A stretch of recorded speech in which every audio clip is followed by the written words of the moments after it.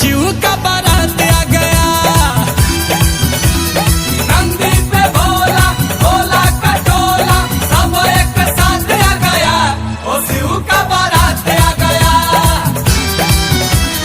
भस्मी लगाए चले डमरू बजाए चले धुन की रमाए चले देखो हो मजा आ गया मजा आ गया। भांगों का गोला भक्तों का टोला महाशिवरात आ गया। हो शिव का बारात आ गया। ओ शिव का बारात आ गया। हर हर महादेव।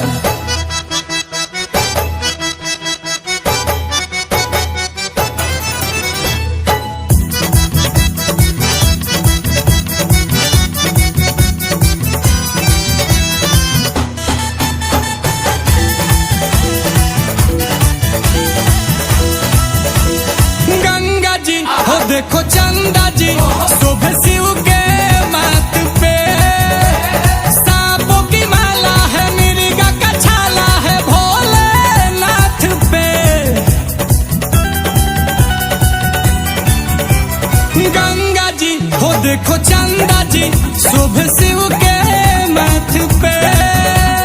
सांपों की माला है मिर्गा का छाला है भोलेनाथ पे। कई अलबेले देखे भूतों के मेले देखे भक्तों के रेले देखे मैंने ओ नशा छा गया नशा छा गया। नंदी पे भोला भोला का टोला सब एक साथ आ गया। ओ शिव का बारात आ गया। ओ शिव का बारात आ गया। हर हर महादेव।